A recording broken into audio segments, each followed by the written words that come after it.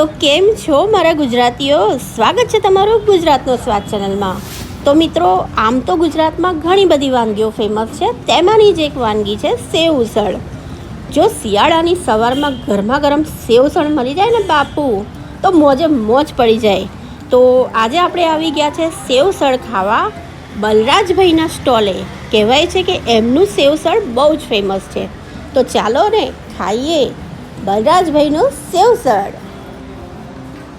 તો મિત્રો, બલરાજભાઈને ત્યાં સેવ ઉસળ ખાવા તમારે આવવું હોય તો હું તમને લોકેશન બતાવી દઉં.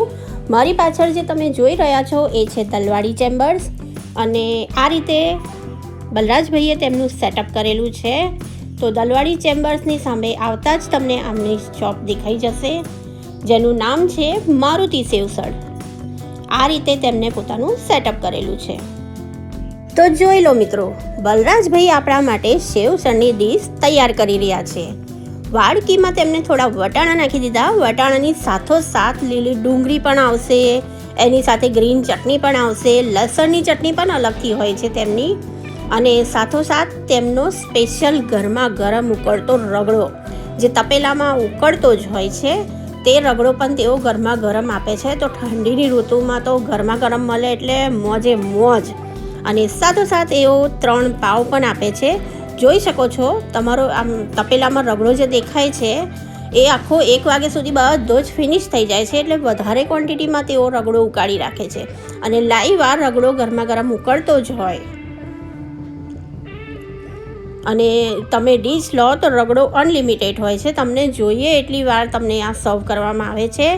ઉપરથી તેમને સેવ નાખી દીધી છે. સેવની ક્વોલિટી પણ ટોપ છે, એકદમ મસ્ત ચટાકેદાર સેવ છે. તો આ રીતે આ ડીશ તૈયાર થઈ ગઈ છે સેવ ઉસળની. લીલી ડુંગળી વગર તો મજા આવે જ નહીં, એટલે છેલ્લે લીલી ડુંગળી તો નાખવાની જ. સાથે 3 પાવ આપી દીધા છે. તો મિત્રો, જો તમે સવારે આ ડીશ ખાઈ લો 1 પ્લેટ, તો તમને બપોર સુધી તો ભૂખ લાગે જ નહીં બાકી. જોઈ લો ચલો, મસ્ત ડીશ બનીને તૈયાર થઈ ગઈ છે.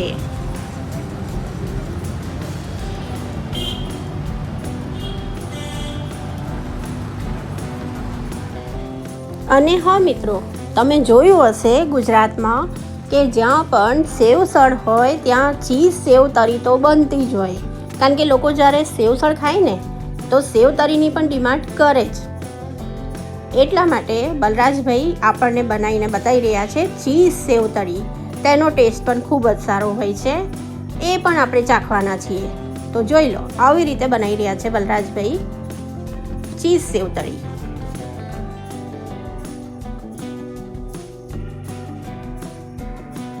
તો આ બધી ડીશ ખાવી હોય તો તેનો ટાઈમિંગ છે સવારે 9 વાગ્યાથી એમનું સેટઅપ અને આ રેસીપી ચાલુ થઈ જાય છે. એટલે કે સેવ ઉસળ બનીને તૈયાર થઈ જાય છે.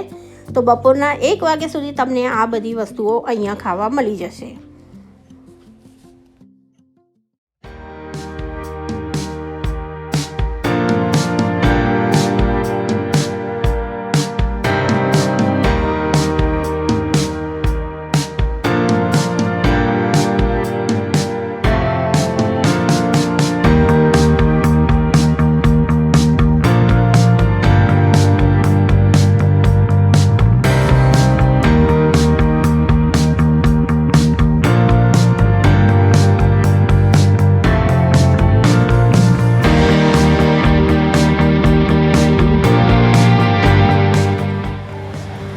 આ તો એમનું મેન્યુ કાર્ડ છે, તેમાં બધી આઇટમોના ભાવ સાથે તેમને લખેલું હોય છે, તે જોઈને ઓર્ડર કરવાનો હોય છે. હવે મિત્રો, આટલું બોલતા બોલતા હું થાકી ગઈ અને મને ભૂખ લાગી છે. હવે હું ખાવા જઈ રહી છું, અને પછી ચાખીને તમને કહીશ કે એનો સ્વાદ કેવો છે. ચમચી લઈને સૌથી પહેલાં એટેક કરીએ સેવ ઉસળ પર. ભૂક્કા બોલાવી દેવા છે સેવ ઉસળ પર. તો ગરમા ગરમ ટેસ્ટી છે એમનો સેવ ઉસળ. લસણની ચટણી નાખીએ ને એટલે થોડી તીખી લાગે ને સારી બી લાગે. મને તો આમે તીખું ખાવા જોઈએ જ. ઉપરથી લીલી ડુંગળીની સેવ ભભરાઈ દેવાની, જે ખાવાની જોડે તેઓ એક્સ્ટ્રા મૂકેલી જ હોય છે, આપતા જ હોય છે. તો હવે મજા આવી ગઈ ને, ટેસ્ટી છે.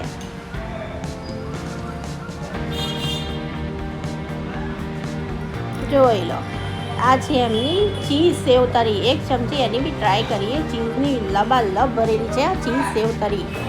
મોંમાં મૂકતાની સાથે ઓગળી જાય અને ટેસ્ટ બહુ જ સારો છે ચીઝ સેવ તરીનો. હા, પેલામાં રગડો થોડોક એ થઈ ગયો તો આપણે થોડો રગડો રેડીને અને થોડુંક લિક્વિડી કરી લઈએ સેવસળ. પાઉં બી તમે જોઈ લો, એકદમ સોફ્ટ અને પોચા તેમના પાઉં છે. દૂધ જેવા એકદમ ફ્રેશ બનીને આવતા હોય છે. બિલકુલ વાસી આઈટમ તો નથી જ ખવડાવતા. ફ્રેશ પાઉં આવશે ને ફ્રેશ સેવસળ મળશે તમને. આ બધી જ આઈટમ મૂકેલી હોય છે તે તમારે લઈ લેવાની. હા, કોલ્ડ્રિંક નથી. હા, કોલ્ડ્રિંક તમારે બાપુ અલગથી મંગાવવું પડશે. બહુ જ ટેસ્ટી છે તેમનું સેવસળ. અને હા મારા વાલા ગુજરાતીઓ, આવા બધા વિડીયો વારે ઘડીએ જોવા હોય તો મને સબસ્ક્રાઈબ તો કરવી પડશે ને યાર. કદો સબસ્ક્રાઈબ હેડો.